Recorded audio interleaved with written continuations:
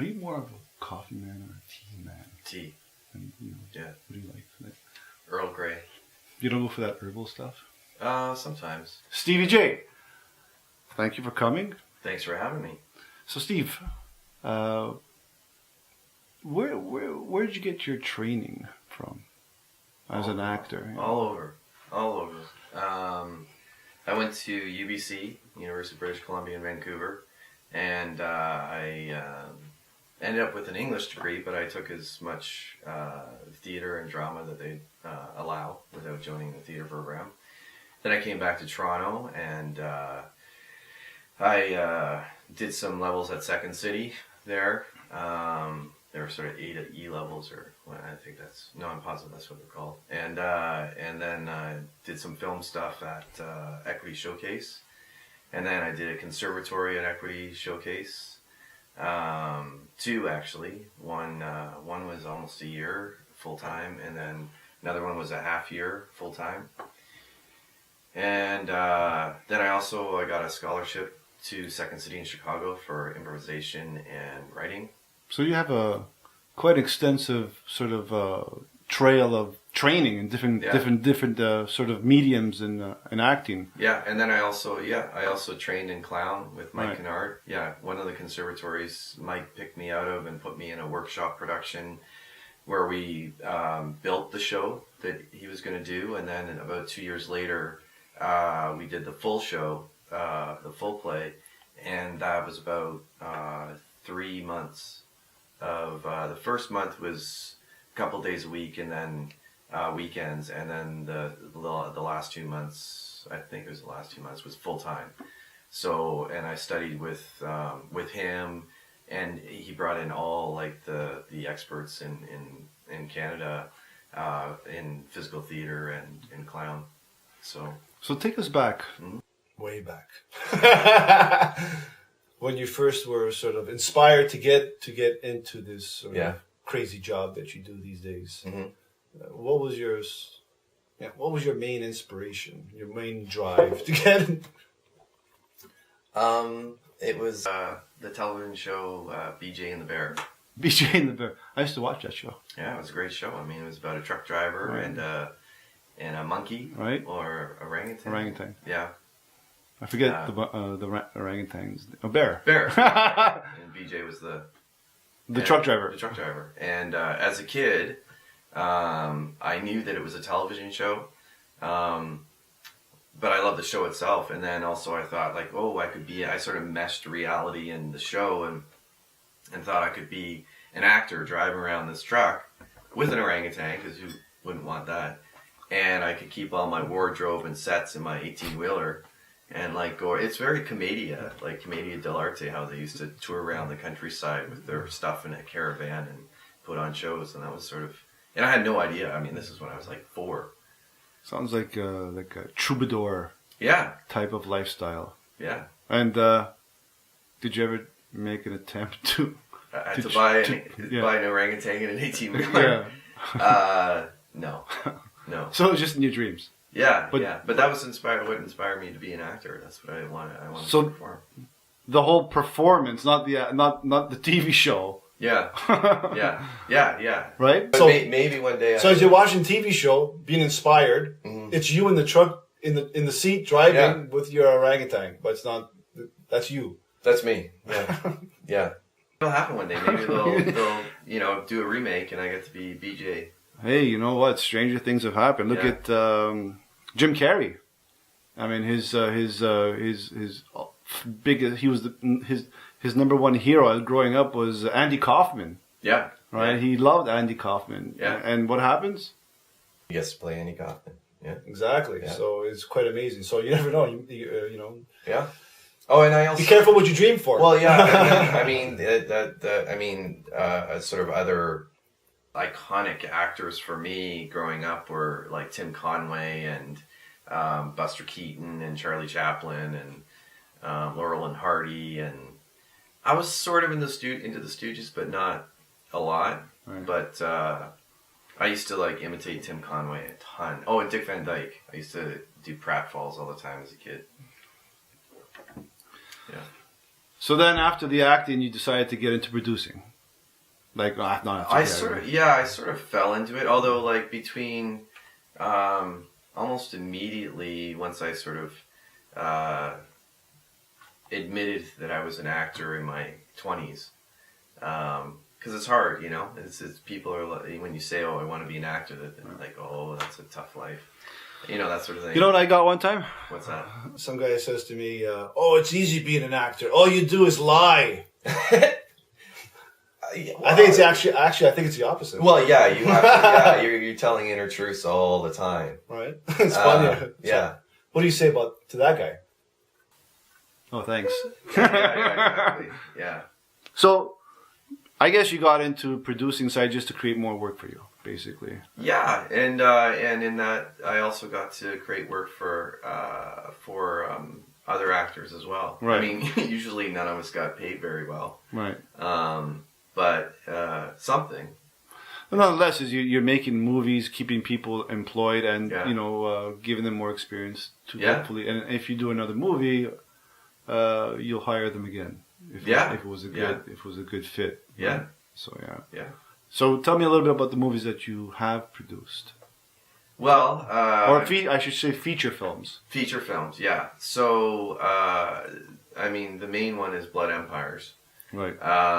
Where I sort of fell into the producing on that because I was cast as the lead actor by the director / executive producer, and then as the film was evolving, and even just going to pre-production, I started helping more and more and helping him out with sort of like connecting with resources and that sort of thing. And then more and more as the film went on and it became more intense, some of the production staff sort of fell away or either had to be sort of asked to go away. And it happens, you know. It's not. It's tougher when there's not much money involved. Yeah, you know. I mean. But you know what? Nonetheless, you got it done, and and it's a good movie. Yeah. I saw the movie, and it's well cast. And, and you didn't audition any of the actors. No, like we worked only through casting reels, like demo reels or sizzle reels, whatever. Well, that's amazing that you have enough confidence to, instead of bringing them in, wasting their time, I guess, you know. Yeah. The reels, you know them, or you know of them through other people. Yeah, I mean, that's the thing is, it was a cast of 27, and I knew, I would say probably about at least 80% of them. So. That's great. Yeah. So the next movie you do. Yeah. Yeah. I mean, I don't know when the next one that I produce would be. So where's Blood Empires now? Like, is it in? It's on every platform that you can imagine on the internet. It's on iTunes and Amazon Prime and Google Play and all those. You can just Google or actually just type in bloodempires.com and it'll show you all the platforms that it's on. So the next question is, and I'm sure a lot of people want to know, what did it cost to make? I would say because it's hard to. I mean, we had the budget and then what we spent over the budget, and then there's little things that. But to actually make the film, to film it all, put it together, edit it, I would say I think we came in somewhere around $50,000. Wow, that's amazing. Yeah, like $50,000 to make a feature film, like Blood Empires. I mean, it was a really good movie. Yeah, a lot of many locations. 50,000. Yeah, I mean, we had some deferred pay. We were very resourceful about finding locations. I mean, we were fully insured and all that sort of thing. So when we found a great location that people were willing to let us use, we were able to give them a certificate from our insurance people to say, we are insured, so your property is safe. So that sort of helped. Some people... Was it difficult for you to play these heavy scenes as an actor and stay focused as an actor Meanwhile, you're the producer of the movie. You're the PM, you're the line producer, you're everything behind the scenes, and yet here you are, lead, playing these heavy scenes. It was really, I mean, it was, I'm not joking, I'd be like on the phone, turned one way, with the call sheet and then this and that and whatever, and then all of a sudden it'd be action, put it down, turn, go. So yeah, it was really difficult, long hours, like any film. And then I'd go home and prepare for the next day. Prepare for the next day, and I actually, by the end of the shoot, I was doing the call sheets for the next day. Yeah. And I'll just add something to that. So one of the things that I did was I got everyone to call me by my character name during the whole filming. Does that help? Absolutely. And, there's some people who think that that's silly and whatever. And it's like, you know what? It made it easy. Made it easy to be Daniel, the character, and have everyone call me Daniel so I could stay in Daniel. Even while I was calling to arrange stuff. Turn, go in. Hey, you know what? Whatever works for you, Exactly. Bottom line. If it works for you, who can say anything about that? Yeah.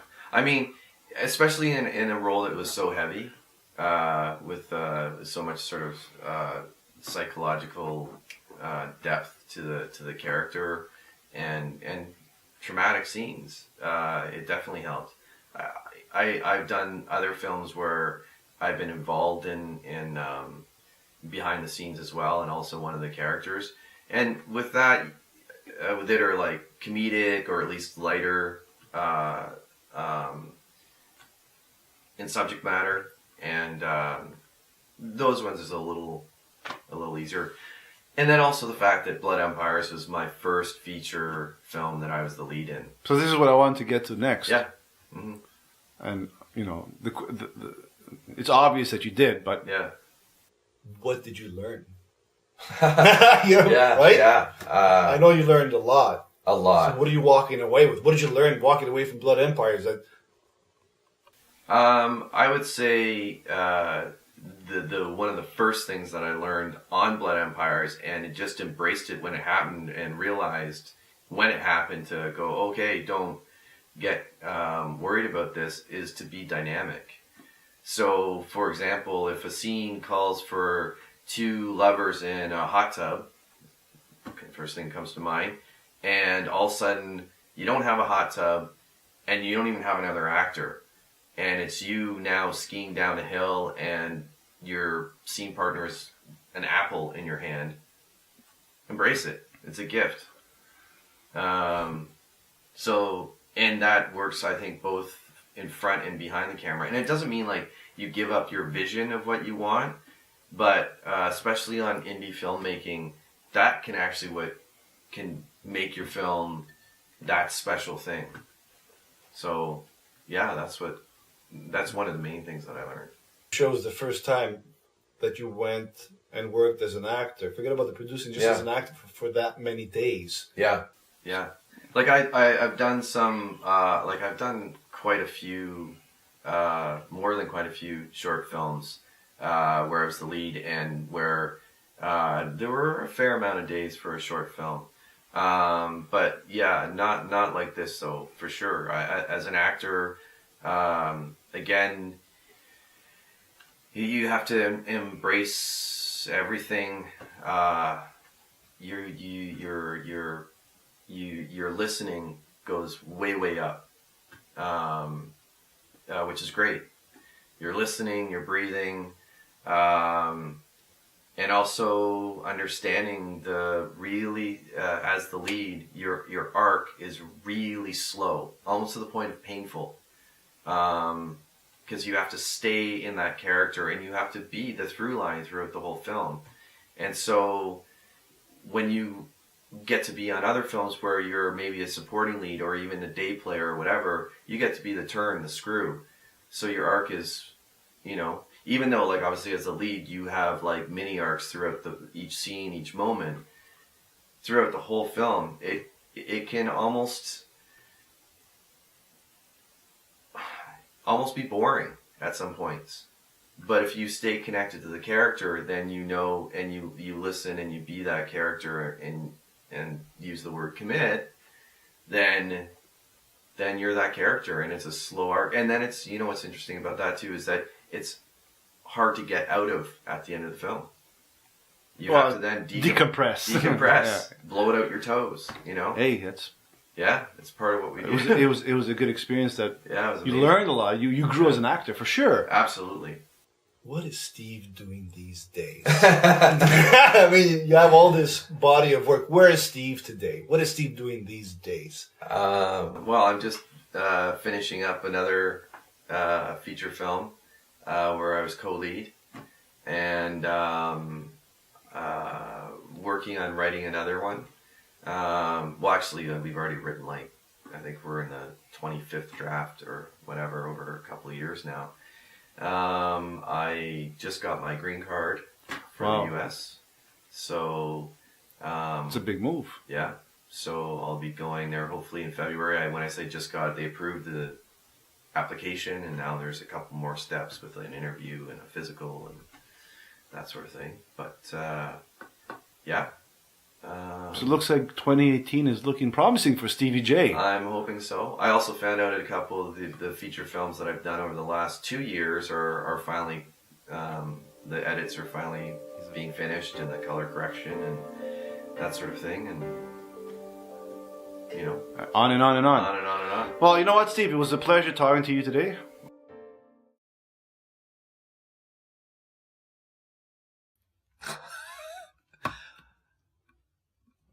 I don't know.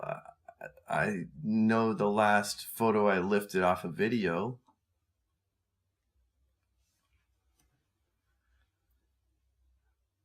My mind is blank on that.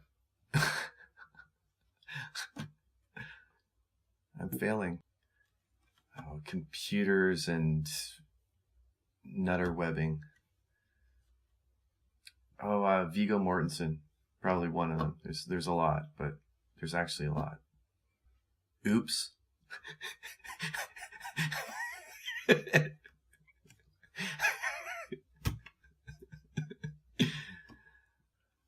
Oh, anything about like mega patriotism. Just, oh, I do it every day. I'm not egotistical. Amazing. No, it would be obnoxious because they would all be saying I told you so all the time. Holding my breath.